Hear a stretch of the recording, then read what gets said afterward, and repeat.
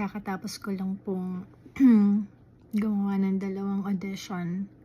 Actually, nung siguro mga 4 days ago pa yun, na dapat ginawa ko. Tapos, inabot na ako ng halos ng deadline. Deadline is 11 p.m.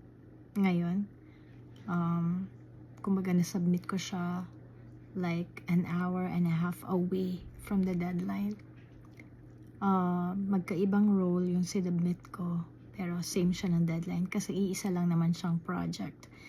Pero dalawa yung role na nasubmit ko, tapos dalawang self-tape din ang hiningi sa akin. Meaning, pareha na lang gustong makita yung magkaibang role na yon coming from me.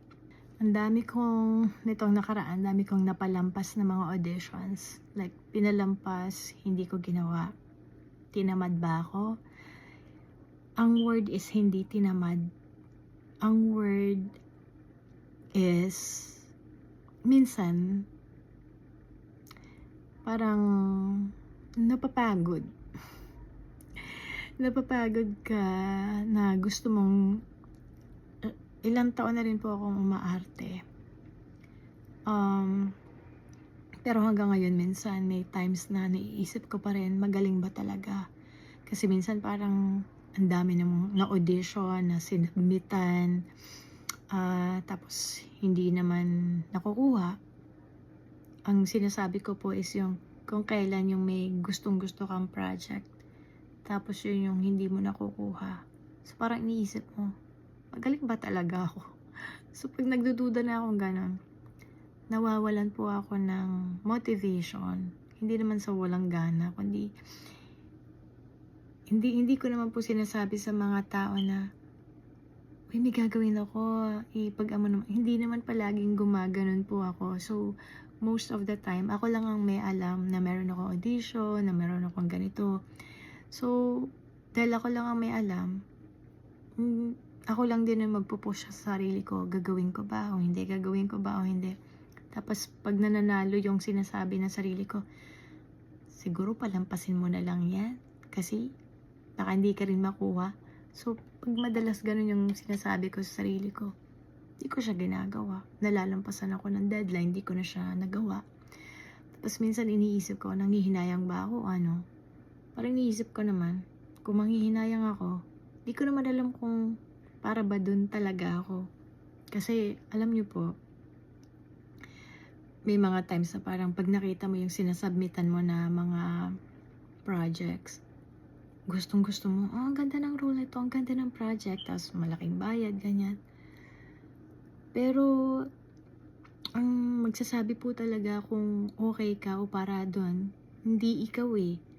Kumbaga may magja-judge, may mag-i-screen, may mag-approve nung audition mo na yon o nung submission mo. So, kahit sabihin ko, kaya ko naman eh, o kaya, ginalingan ko naman eh. Pero hindi pa rin po. Hindi lahat masasabi mo, ang galing na ginawa ko doon, siguro tanggap ako. Hindi mo siya maganon eh. So, pero yung ngayon po, kaya inabot ng almost an hour and a half na lang. Tapos, anong oras na? Kapitbahay mo pa, mga naglalaro doon sa gilid. Ang ingay nung takbuhan nila, ang ingay sumisigaw yung mga bata. Kaya sabi ko, ito na naman ako, yung iisipin ko na naman kung para sa akin ba talaga?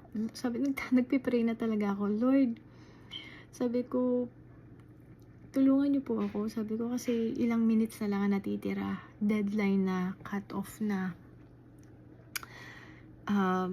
Sana yung ingay ng sasakyan o ingay ng mga bata, hindi marinig. Kasi hindi ko na mahihintay kung kailan sila titigil maglaro, ganyan.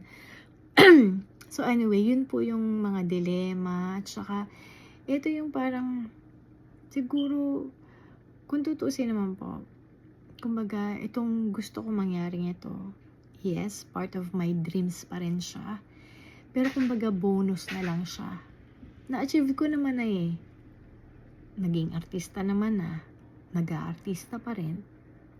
Pero yung makuha mo yung pinakagusto mo talaga, bonus na lang yun eh. So kung gagawin ni God na para ba talaga ako doon, iintayin ko pa naman kumbaga willing pa rin ako maghintay kung kailan siya darating. Willing naman po talaga ako kasi um, ang pag-aartista naman o yung pag-arte, kahit matanda ka na, basta physically fit ka pa rin, yung kaya mo pa rin mag-memorize ng lines, kaya mo pa rin i-internalize ang character mo, okay ka pa rin, pwede ka pa rin gumanap. So, hanggang tumanda ako, basta kaya ko pa, aarte pa rin ako. So, yun lang naman yun. Kaya na-share ko lang sa inyo na hindi sa lahat ng oras pag sinabing may audition ako, madali mong nagagawa. Minsan, a lot of effort talaga. A lot of motivation, a lot of pushing. Hindi galing sa ibang tao. Ikaw yun. Kasi kung ikaw magsasabi kung kailangan mo, gusto mo, o hindi.